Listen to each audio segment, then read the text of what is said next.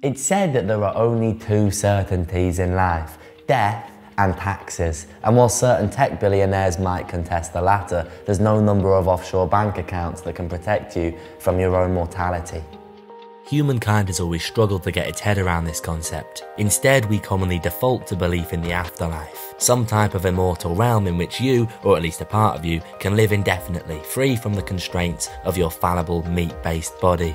So why does coming to our natural end feel so very unnatural? What's the science of aging? And can new technologies offer any hope of keeping Greg alive forever? Let's find out.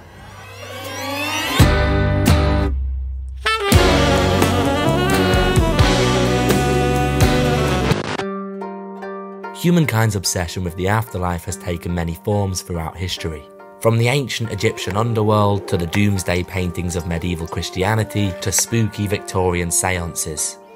A recent study found that even in modern secular society, around 1/3 of atheists still believe in the continuation of consciousness after death.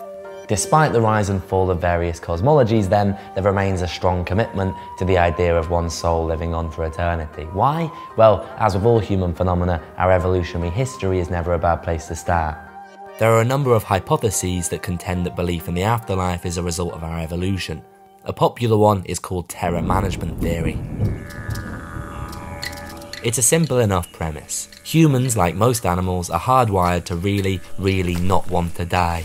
But at some point in our ancestry, our brains grew rapidly in size and complexity, and as a result, we also developed self-awareness. This had the adverse effect of drawing attention to our own mortality, thus creating perhaps the first ever existential crisis. On the one hand, we were desperate to not die. On the other, we now knew that death was inescapable. We became massively freaked out by this paradox. And because nihilism had yet to be invented, our ancestors created the afterlife as a means of soothing their frightened, overdeveloped minds. And whilst TikTok influencers might be doing a good job of battering self-awareness into submission, we've never really gotten over this problem, so we just carry on believing. You get it? Yeah. Any good? No, it's not very good. It's not very good. Another explanation can be found in the research of Professor Jesse Baring, who claims our predisposition to belief in the afterlife is the result of something called innate dualism. In 2005, Baring's team had a group of children watch a puppet show, in which an alligator gobbled up a mouse. After viewing this act of barbarism, the children were asked about what had just happened. Baring found that they were likely to claim that although dead, the mouse retained mental states, such as knowledge and emotions, but not physical states, such as hunger and pain. Interestingly, the youngest members of the cohort were the most likely to describe the mouse as having a psychological experience post-death, despite having the least exposure to the religious or cultural teachings of their community. Maddeningly, this may suggest that belief in the afterlife is not learned, but an inherent part of the human psyche. So it seems that belief in the afterlife may just be a needless appendage of evolution, much like the appendix or James Corden. But if, like me, you're a narcissist with his own BBC miniseries, you might find the prospect of eternal non-existence a little unsatisfactory. So what should I do? Well, luckily for me, recent developments in AI have led many scientists to pursue a new model for immortality. Mind uploading is a proposed technology that would allow for the structures of your brain to be effectively mapped, rendered and uploaded onto a digital cloud. By shedding your organic matter, you would, hypothetically, be able to live forever, exploring the infinite experiences and realities of your lovely new virtual world.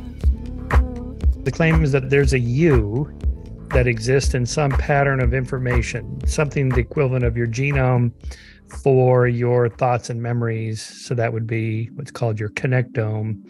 And so the theory is you just scan it through some high-tech brain scanner, and that you could upload that file into the cloud and you would go with it. This is the theory. It's kind of a dualistic assumption. There's something more than just your body. You're also information or your memories or whatever. But it's still that idea you get to live forever.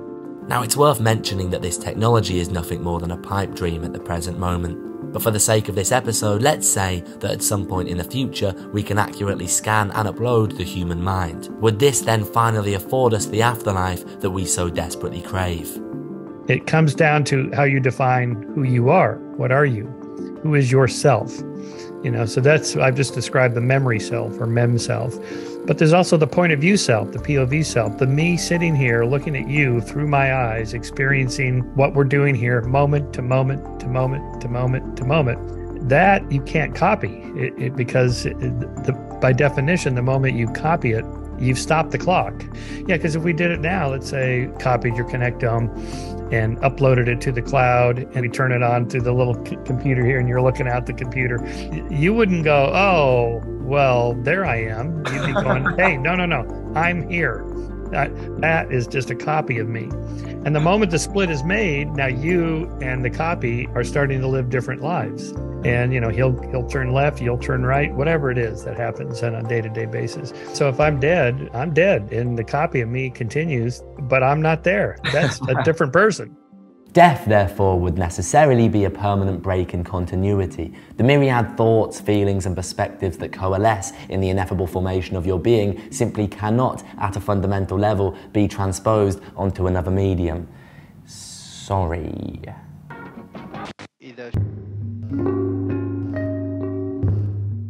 It's a tricky business being human.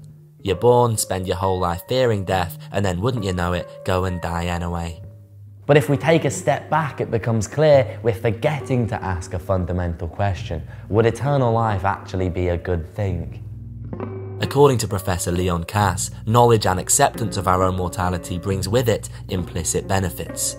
Knowing that our time is limited means not only are we more likely to appreciate our experiences, but that we're also motivated to try and improve them. In a similar turn, theologian Stanley Hauerwas contends that love is only made meaningful through death, as it creates a finite social economy that encourages us to commit more fully to one another. And perhaps the true beauty of life can only really be appreciated through death itself. Like there's an end to the journey, so that makes the journey itself maybe more meaningful. And that gets us to what's the point of life, what's the purpose of life? It's just to live every day, make it count, just push back against entropy. I write in the book that the second law of thermodynamics, entropy, which everything runs down, is the first law of life, is to carve out a little niche of order in the disorder of the universe. Having a purpose, having friends, having a social circle, a family, having a loving relationship of any kind, all that makes a massive difference. And that's it. Why do you need more? Why does this have to go on forever? Why does it have to happen again in some other place? Why not just enjoy it now, today? Look, I'm not saying the idea of dying forever isn't a little worrying. It certainly freaks me out. But if it's a choice between that and becoming some soulless digital doppelganger, I think I'm happy as I am. I mean, who'd want to live their life in a simulation?